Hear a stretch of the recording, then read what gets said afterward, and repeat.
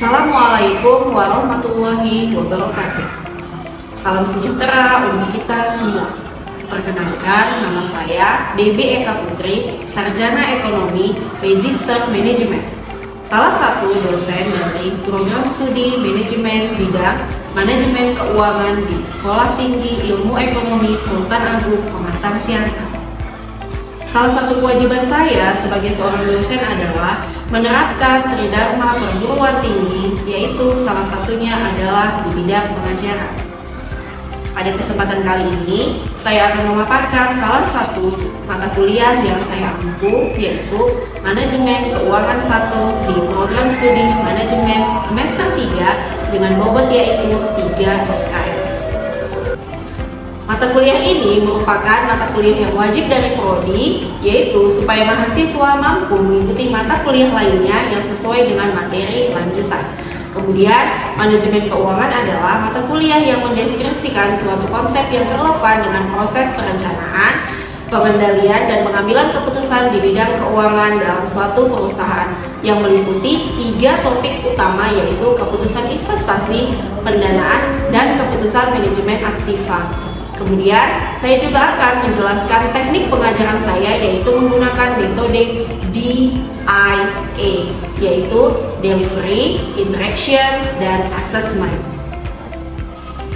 Sebelum saya jelaskan mengenai lebih lanjut teknik pengajaran saya, terlebih dahulu saya akan menjelaskan mengenai deskripsi singkat, keluaran yang diharapkan, dan mode pembelajaran pada mata kuliah Manajemen Keuangan 1. Manajemen keuangan merupakan salah satu mata kuliah yang hadir sebagai bentuk respon kesiapan dalam menghadapi era digital dengan cara bagaimana melakukan pengelolaan keuangan yang optimal.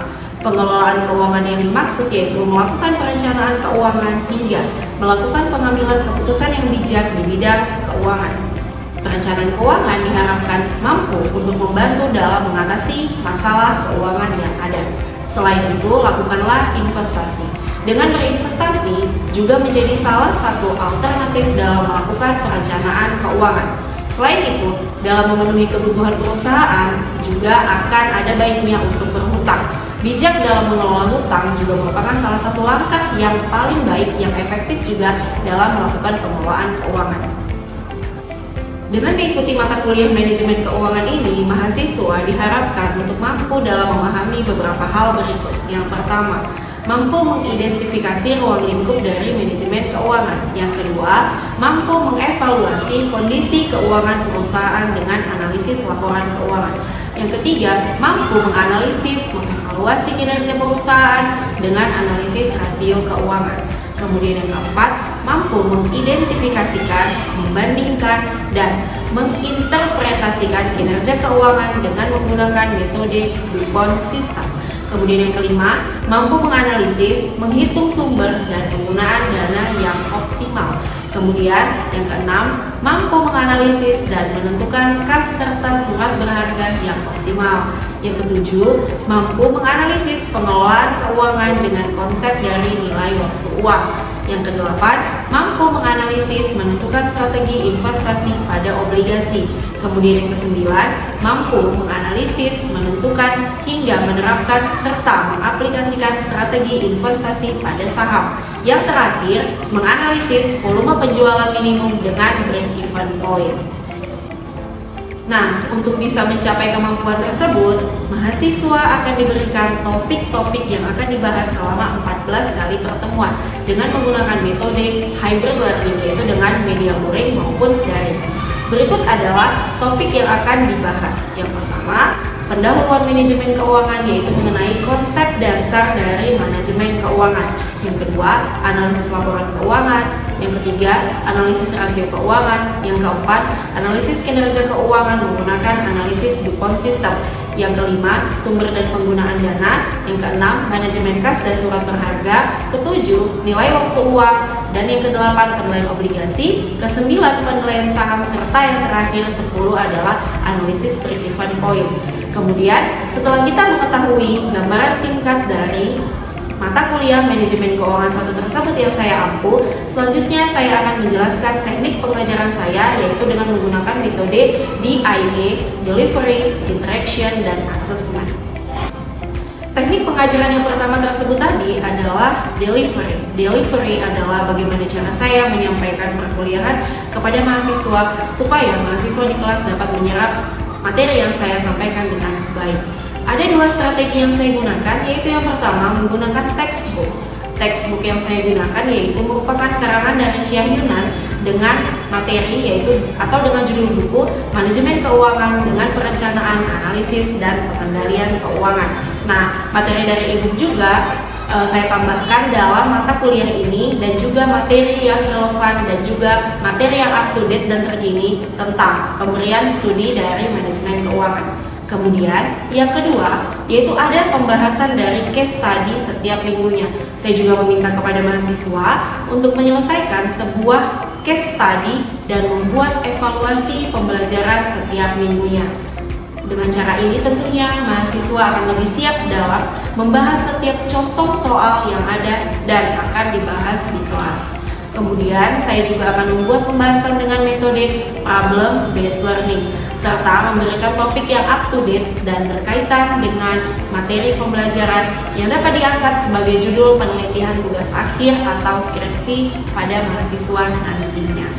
Setelah dari delivery, kemudian yang kedua adalah metode interaction, yaitu apa sih interaction? Bagaimana saya berinteraksi dengan mahasiswa. Nah, dalam perkuliahan saya menggunakan beberapa saluran komunikasi. Yang pertama, di dalam kelas saya awali dengan mereview sekilas materi dari minggu sebelumnya. Kemudian memotivasi mahasiswa secara aktif untuk bertanya maupun menjawab soal yang dibahas. Kemudian agar proses belajar mengajar akan berjalan dengan komunikatif serta dua arah. Yang kedua, menggunakan metode dari aplikasi YouTube, yaitu untuk menyajikan materi yang akan dibahas setiap minggunya agar mahasiswa dapat mengakses dimanapun dan kapanpun sesuai dengan kategori dari mahasiswa dengan generasi Z. Kemudian yang ketiga, menggunakan metode aplikasi WhatsApp Group sebagai sarana diskusi di luar kelas. Kemudian yang keempat, melakukan atau menggunakan Google Classroom sebagai feedback dan evaluasi dari mahasiswa atas pembelajaran yang telah dikerjakan oleh mereka. Metode yang terakhir yaitu yang ketiga adalah assessment. Apa sih assessment? Yaitu bagaimana cara saya menilai mahasiswa. Yang pertama, di pertemuan pertama perkuliahan, saya mulai dengan menjelaskan kontrak perkuliahan yang akan disepakati bersama oleh pengajar dengan mahasiswa. Di dalam kontrak perkuliahan tersebut, memuat cara saya untuk menilai dan menyertakan bobot penilaian saya terhadap mahasiswa, sehingga dipastikan mahasiswa mengetahui lebih awal dan diharapkan mampu dalam membuat strategi agar perkuliahan mereka dapat berjalan dengan lancar dan mendapatkan nilai yang memuaskan. Berikut ada beberapa penilaian atas tingkat penguasaan yang dilakukan atas kegiatan dari yang dilakukan oleh mahasiswa. Nah, penilaian pertama yaitu dari tugas rutin sebesar 10%. Kemudian dari kehadiran sebesar 10%, tugas atau kuis yang diberikan sebesar 10%, ujian tengah semester 30%, dan ujian akhir semester sebesar 40%. Selanjutnya, saya akan memberikan cuplikan pengajaran pada mata kuliah Manajemen Keuangan 1 dengan metode DIA pada program studi manajemen di dalam kelas berikut ini. Selamat menyaksikan. Assalamualaikum warahmatullahi wabarakatuh. Selamat siang semuanya. Siang, Bu. Ya, saya harap Anda dalam keadaan mood yang menyenangkan, yang bahagia, supaya bisa mengikuti mata kuliah ini, yaitu di materi manajemen keuangan dengan baik. Nah, sebelum kita masuk ke materi ini, ada baiknya Anda berdoa dulu, atau kita berdoa terlebih dahulu, berdoa dimulai.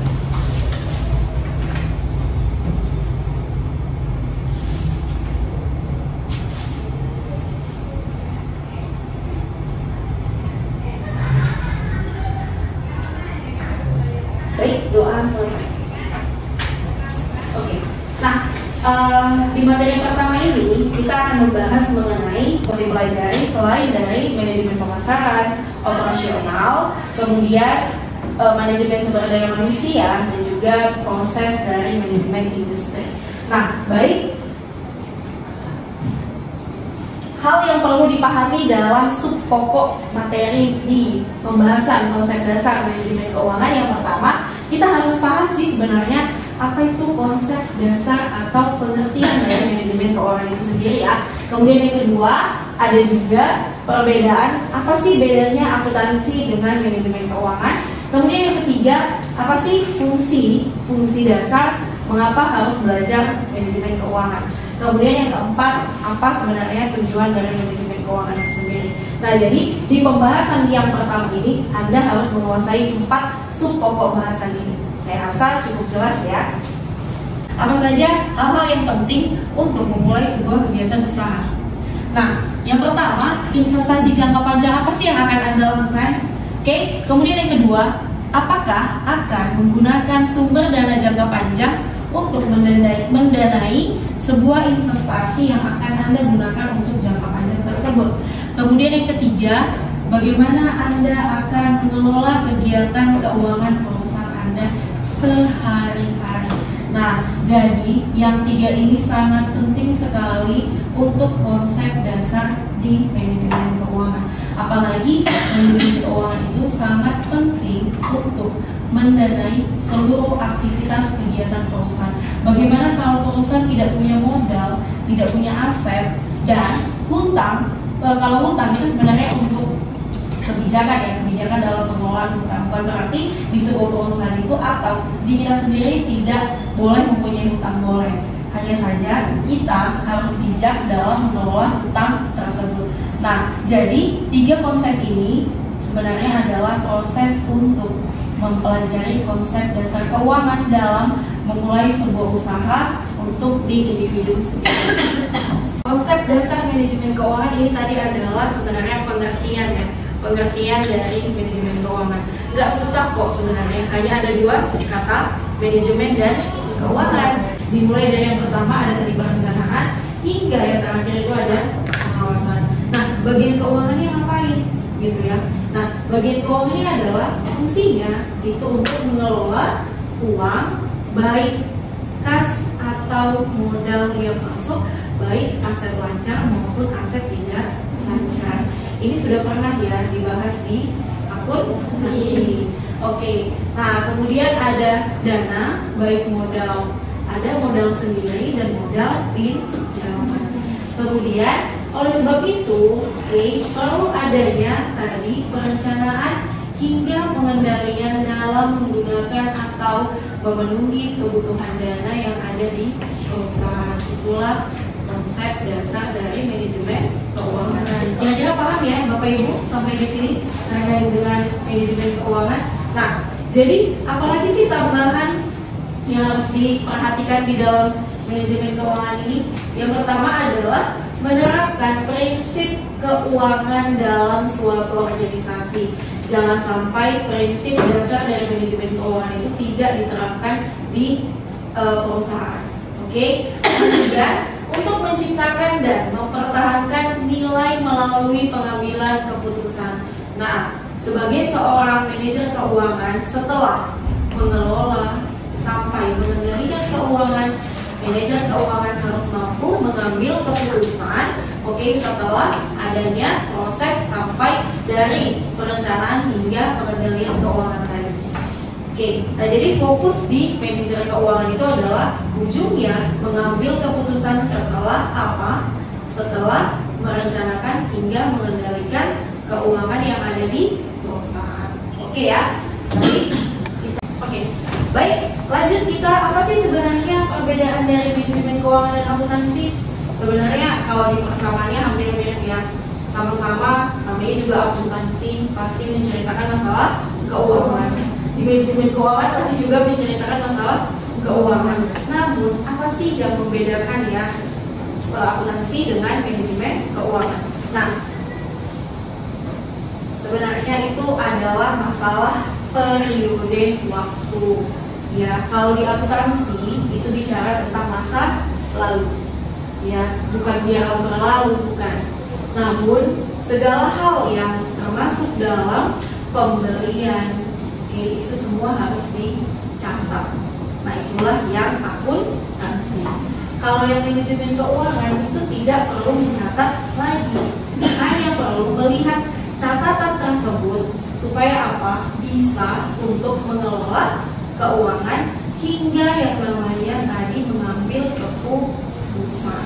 Nah, masalah apa sebenarnya yang harus diperencanakan tadi sampai hingga diputuskan? Yaitu masalah fokusnya yaitu pada tetap sama, yaitu pada aktiva, pasiva yang terdiri dari aset, liabilitas, dan ekuitas. Semuanya itu ada di laporan keuangan dan itu semua sama halnya akuntansi dengan manajemen keuangan. Bedanya tadi hanya masalah periode waktu. Oke, kira-kira paham ya Bapak Ibu sampai di sini terkait dengan perbedaan akuntansi dan manajemen keuangan. Jadi bukan berarti semuanya itu sama ya, sama-sama. Oh ini bukan, tidak. Tetapi tadi fokusnya untuk kalau di manajemen keuangan intinya adalah masa depan, yang akuntansi masa lalu. Nah, jadi bukan berarti masa lalu itu apa ya harus dibuang atau misalnya nggak diperdulikan lagi, tidak. Dengan adanya masa lalu kita juga bisa putuskan untuk merencanakan masa. Oke, nah itu juga pada intinya untuk masalah kehidupan sehari-hari juga begitu ya.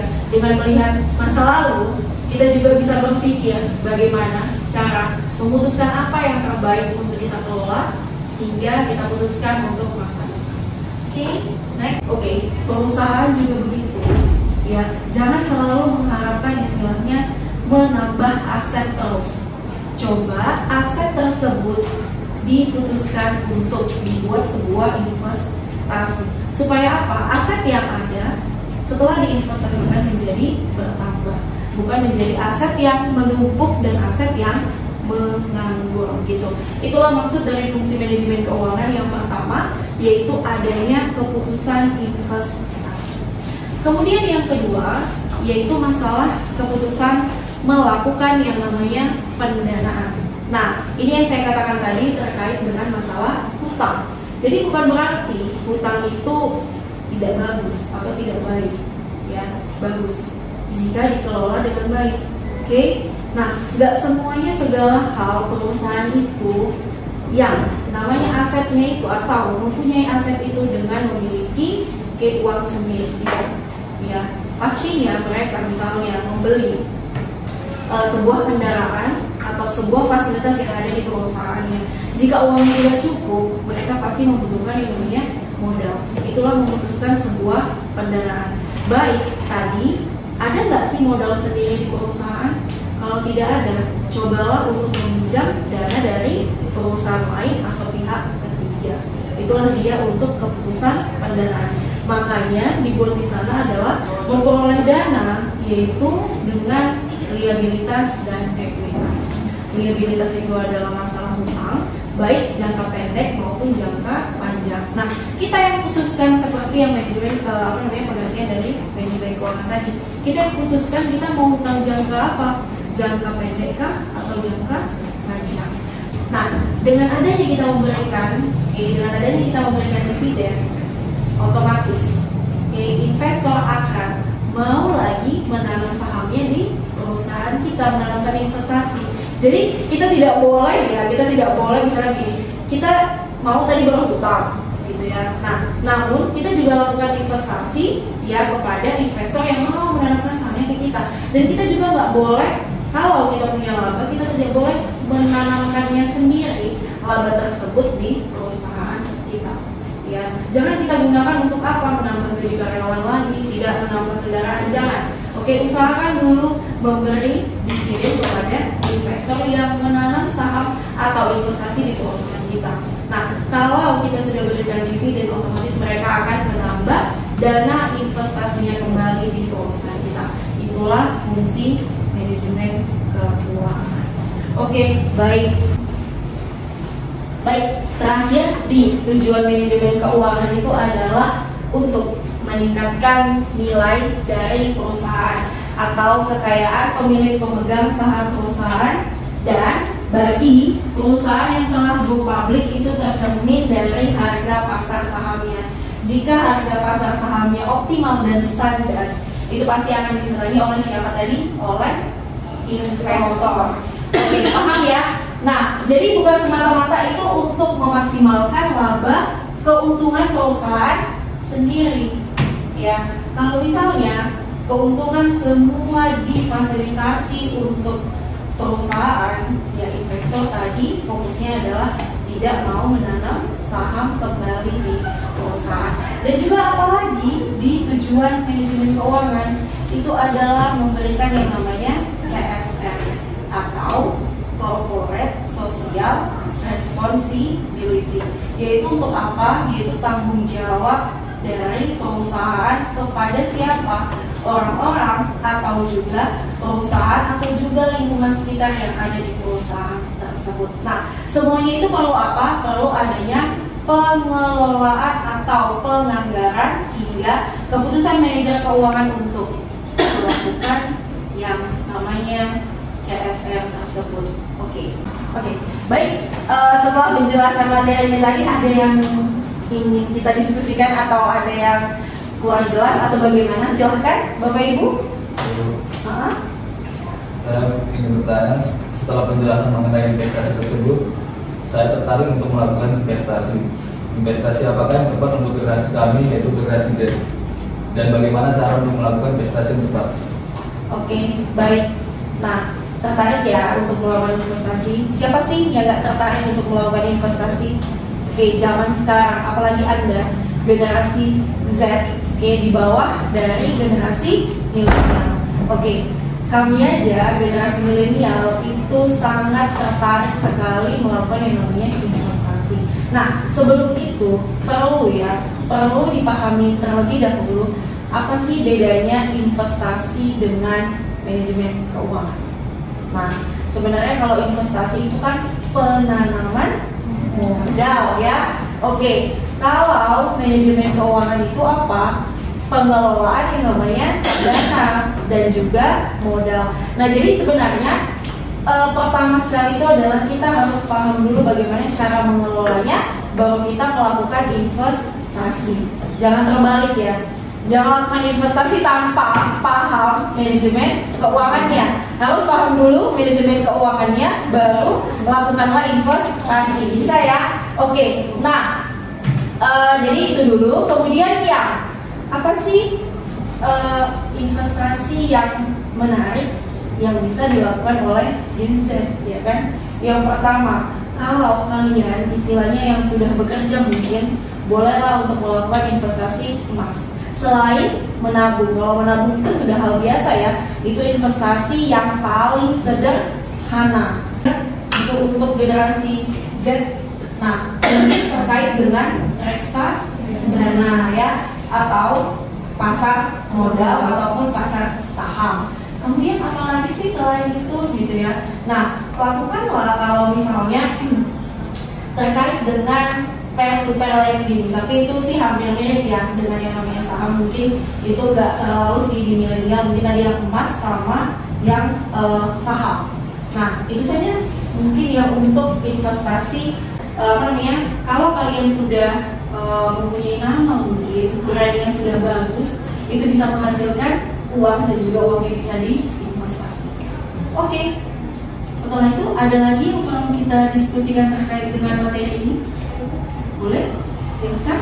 Namanya siapa? Perkenalkan, nama saya Dini Sindika. Bagaimana tips dalam merencanakan pengelolaan keuangan untuk para generasi Z? Dan apa kaitannya dengan mengelola dana di suatu perusahaan? Oke. Ya, bagus ya pertanyaannya berkaitan dengan yang tadi. Tadi investasinya ini terkait dengan pengelolaan keuangan bagi generasi Z. Yang pertama, mulailah biasakan menabung secara produktif sejak dini. Jangan kebanyakan nongkrong di kafe. Boleh lah sebenarnya, boleh. Ya, nah, jadi masalah penting dan tidak penting ini apa yang harus dibeli gitu ya untuk generasi Z. Nah, kalau misalnya masih kuliah, apa yang diperlukan untuk perkuliahan itu? oke, di rumah. Apa yang dibutuhkan, bukan apa yang diinginkan. Nah, itu dia. Nah, sebenarnya itu sih terkait dengan pengelolaan keuangan di generasi Z. Ya, pokoknya pisahkan lah. Apalagi kalau misalnya ada juga sih beberapa generasi Z ini yang terkait dengan sudah mengelola usaha sendiri ya, mungkin ada. Nah, kalau yang sudah ada mengelola usaha sendiri, oke, bisa jadi ya, jangan mencampurkan yang namanya keuangan pribadi Anda dengan keuangan yang usaha Anda, supaya apa? Pengelolaan keuangan semakin produktif. Kemudian apalagi selain itu, jika membeli sesuatu itu harap dicatat pengeluaran, dan juga jika mendapatkan sesuatu harus dicatat sebagai pemasukan sesuai dengan konsep dasar dari akuntansi. Catat ya, yang masa lalu tadi dicatat ya, masa lalu dicatat. Kemudian setelah itu diapain?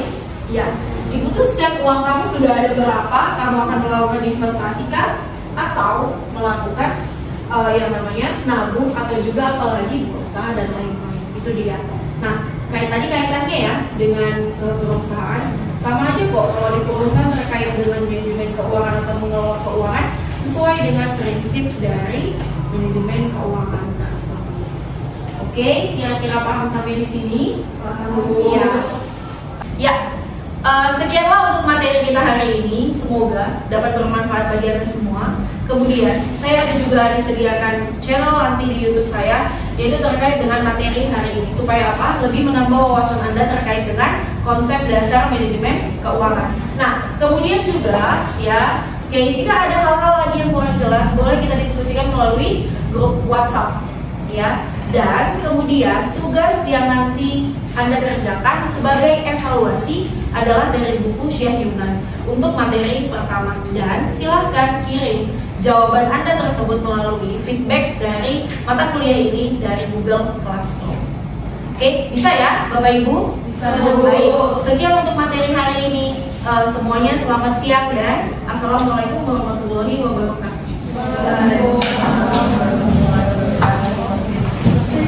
Nah, ini jadi di sektor B itu ada 9 sektor gitu ya. Nah, 9 sektor ini melahirkan banyak subsektor. Nah, jadi ini ada sektor pertanian, pertambangan, dan lain-lain.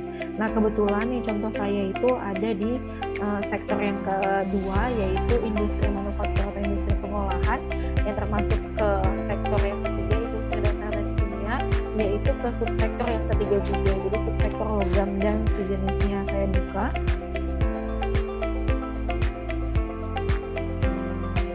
Nah, ini kode 33 itu bukan jumlah perusahaannya 33 ya, bukan.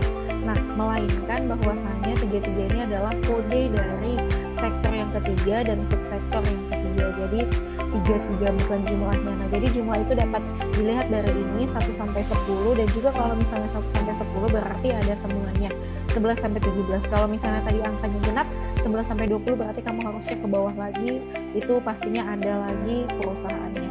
Nah, ini berarti kodenya ya, jumlah populasinya itu ada 17 perusahaan dengan kode saham itu yang harus dibuat di tabel Excel. Kemudian tanggal IPO, ini tanggal IPO juga harus dimasukkan ke dalam tabel Excel. Nah, tanggal IPO ini ya, IPO itu adalah kepanjangan dari Initial Public